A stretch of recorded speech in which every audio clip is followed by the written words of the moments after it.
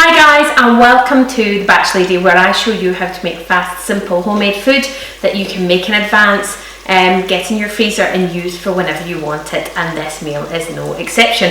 Today we are making a Massaman Curry. Now I'm going to bring this forward because I want to see if you can actually, it's hard to see in the lights, can you see that there? It's a Sainsbury's Massaman Curry. Now, I never use jars, as you know. I don't like full sort of huge jars. I always think they've got lots of stuff in them that is not very good. But I love pastes, and I sometimes make them myself and put them into little freezable cubes for ice cubes, and then just use the paste myself.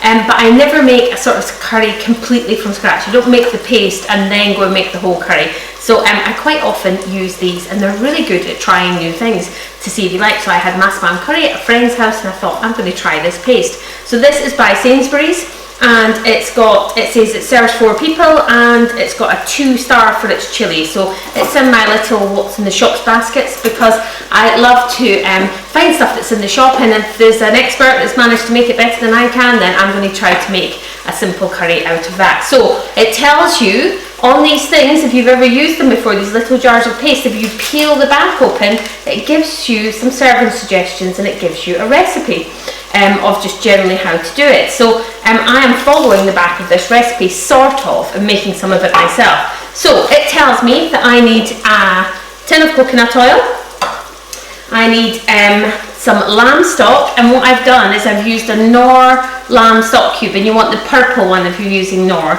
okay, and I only need 150 ml, so I've only used half the stock cube.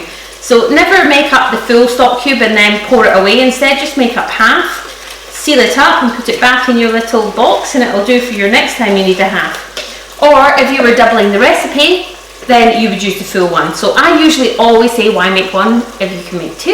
You may as well, because it takes the same amount of time. But I'm making lots of curries on this episode of what's in the shop in this curry weeks, and I want to try lots of different ones. So I don't necessarily want to have sort of 40 curries in the freezer, so I am just making one. Now it also tells you to get some diced lamb, but instead, can you see that? I am actually using Scottish lamb neck fillets, okay? They're cheaper than just buying diced lamb. Lamb's really quite expensive, and instead you just get a pair of scissors and I chop it up and off I go. Now it requires some baby potatoes, and I just bought a little bag of new potatoes to make it really simple. I never ever peel, wash, whatever, all that stuff, I just don't do. Now, the one thing that I want to put in it is some butternut squash, okay? Now, if you want to make it vegetarian option, just use the butternut squash and forget about the lamb. It'll probably taste just as lovely, I'm sure it will. So, what you want to do first, let me take this off the stove and I'll show you what I'm doing, because I got this started first since we're doing it as a video. So, you want to take some olive oil and put it in your pan, okay? Now, make sure you get a pan that you can then go and put in the oven, because this is going to take a while to cook, so you can put it in the oven if you want. You then take the whole jar of paste, if you're making it for 4 people, and put it in and let it boil away for about 1 minute, okay? And you get that lovely curry, Thailand sort of smell, because Massaman Curry comes from Thailand. Okay, so you start it off like that, and then you get your neck fillets, and you just chop them up and add them in and give them 5 minutes, okay? 5 minutes in a whole boil, and you end up with something like that. I don't have my top camera tonight, so something like that. Okay, now you've then done that. You want to add in your 150 ml of stock that I made from a stock cube, and you want to add in your tin of coconut milk.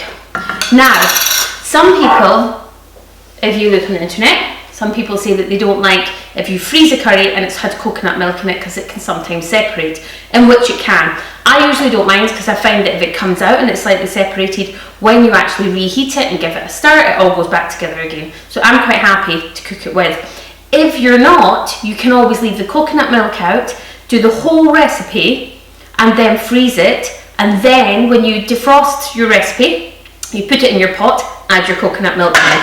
So it's entirely up to you. I'm quite happy to add it in. Also, this is going to cook with potatoes and everything in it, so I really want quite a lot of sauce, so I'm more than happy with a can of it in. So you've got your can of coconut milk and you've got your stock. Now you can put that, the recipe says to put it on the stove for 1 hour, and after 30 minutes then to add your potatoes and your other veg that you want to add. So this goes back on the stove for 30 minutes, just like this.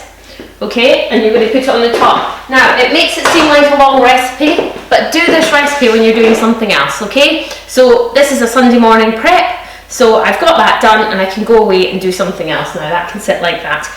All I'm going to do, once it's had its 30 minutes, is I'm going to take it off. Imagine it's had its 30 minutes. I'm going to add in my potatoes, which most of them I've halved. You shouldn't really half potatoes with scissors, but I don't have a knife with me. We'll just put them 2 in whole. All the rest are halved. Half new potatoes. I'm going to put in my half of my butternut squash. Now this is frozen in chunks, so I've just got a bag of it in the freezer. You can get it from Tesco. Asda, I think, do it. And it's a really good way. You can just put it in straight frozen. It only takes 30 minutes. Butternut squashes are quite a lot of work to work with. If you've already got someone that's pre-chopped it for you and got it ready, then why not? Now, everything that we need, let me just check, is in here. So you can either put that for an hour and set it on the top of your stove, and you're putting it on a simmer for 1 hour, or you can put a lid on it and put it in your oven down low at about 100 degrees for an hour. So if you've got an AGA like I do, then you're just going to put it in your bottom oven. So I'm going to put it in my bottom oven, and it's basically going to take an hour. So it only takes really about 5 minutes to prep and hardly any time, because although it takes an hour, it's just going to sit there and cook itself. Now, massaman curry is fantastic, served with some just some rice and put on the top. It's not very spicy, so you can give it to kids.